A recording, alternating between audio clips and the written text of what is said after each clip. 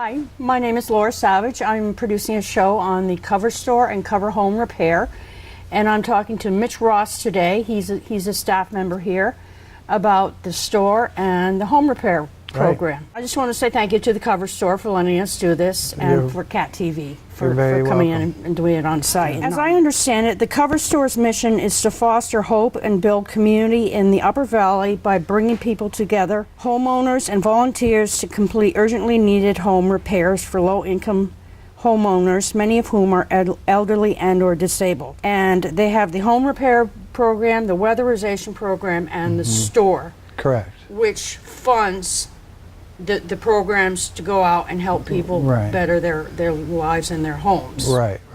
Okay. So basically, as you said, the store is here to help fund materials and costs of home repair part of the business. Yes. Which is a nonprofit. Everything in the store is donated.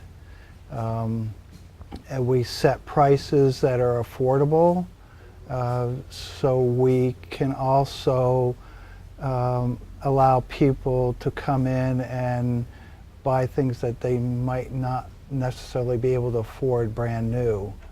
I see. But we get a wide range of people. We do sell some other items that are expensive, so we can help fund the home repair project. And we also have a lot of things that are very affordable. So you have, I know you have furniture, used furniture. Right. Yeah. So our what kind of items do you have? And our biggest sellers are furniture, appliances, building materials. Building materials encompasses cabinets, sinks and toilets, as well as materials such as 2x4s and plywood and things like that. But the cabinets, furniture, and appliances are our biggest sellers. I come in occasionally and buy things. I'm a resident of White River, and I notice you have books as well, maybe pictures. Lamps, fans in the summer, and air conditioners. Plates, houseware items. Right. Yeah. So in a nutshell, we have everything to outfit and repair a home. So, and you also have other things that you might sell. Right. Yeah. We never know what and when is going to show up. Right. We get some very strange items sometimes. We get some, but most of the times it's pretty straightforward. Can I ask you a question? How many people would you say pass through the store daily? It's on average. On average, boy, I'd say probably 50 to 60 plus. Wow, that's a lot. On average. I mean, there's going to be some days that we're going to have very low traffic, and there's some days that we're constantly moving all day long with people buying things, coming in and out. Stopping by with donations, stopping by to pick up items that they had purchased, but are coming back at a later date to pick up. Right. Now, do you get donations every day? I would say yes. Yeah. There are 2 days a week that we go out with our box truck and pick up donations. Those are Wednesdays and Fridays. And the other days would be times when people come by with items they want to donate, usually smaller items, but sometimes we have contractors, a lot of contractors come by the store with cabinets or appliances that they are in the middle of a renovation. Volunteers are a huge part of Cover and Cover Home Repair. Couldn't get by without volunteers. We wouldn't be able to give the prices and help people out with repair if it wasn't for volunteers. I understand you have more than like about 300 volunteers a year, or Yeah, working it can around? be that much. Yeah, yeah, Wow. and that's between the store and the home repair. The home repair depends on volunteers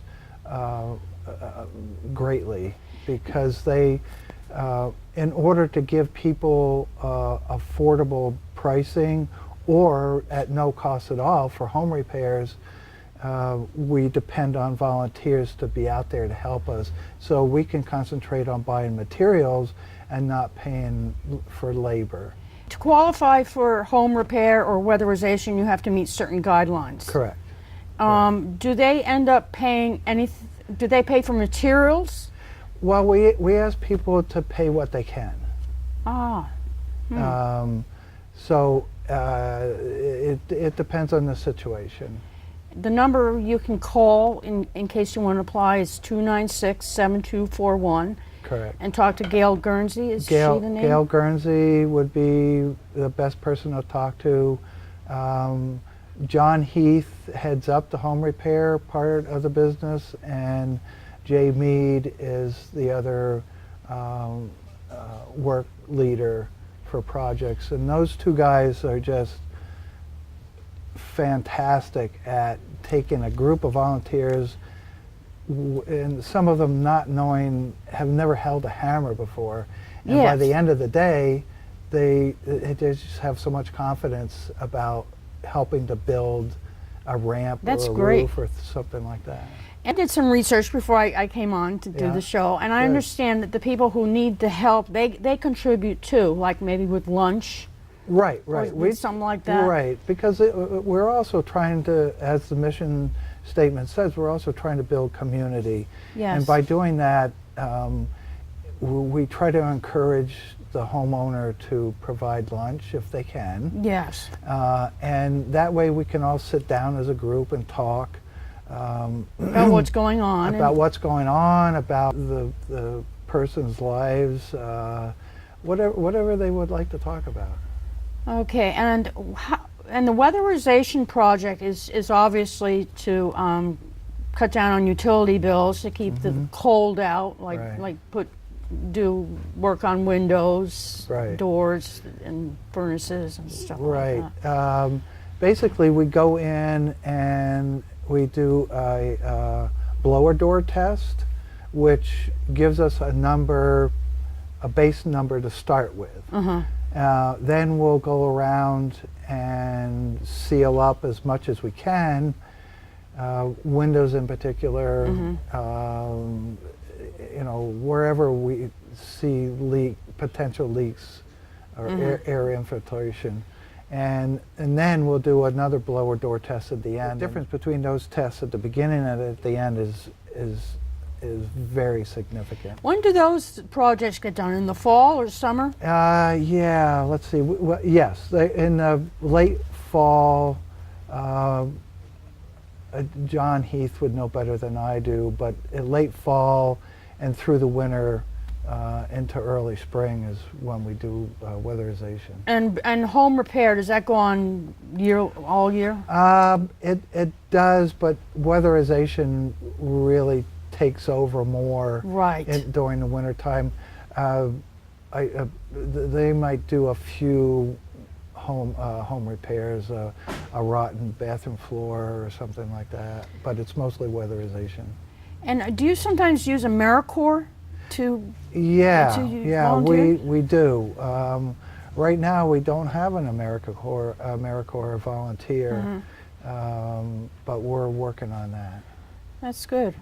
Now, I understand that you're going to be doing some renovations and putting like I don't know, can you explain that? Yeah, I've heard a bit about it. Right. So, one thing we're trying to do is to be seen from the street more. Ah, yes. So, in order to do that, we're going to literally push out the front of the store, not the building part, but the entrance, the stairs, the deck is going to be pushed out so it's more visible from the street. Signage is going to change. Maybe you need a bigger sign. We need a bigger sign and more noticeable sign. Yeah. We're going to change the loading dock where we load and unload for our truck.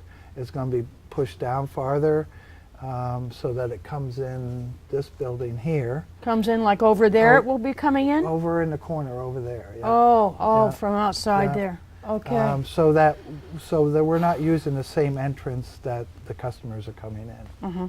Yeah. So we're very excited about that. I think it's going to help us tremendously. You were asking about the building itself. There's an interesting story about the building. Originally, it started out as a grist mill. Then it became meat packing distribution plant, and then it became a brewery. Catamount Brewing started here.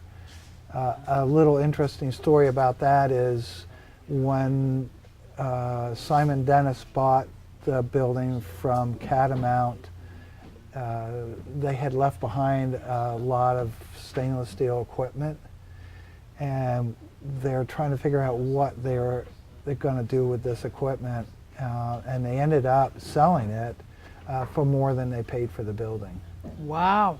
So it was very fortuitous. And wasn't Catamount Brewery one of the first breweries to start up in? I believe so. They're at the forefront yeah. of the microbrewing phenomenon.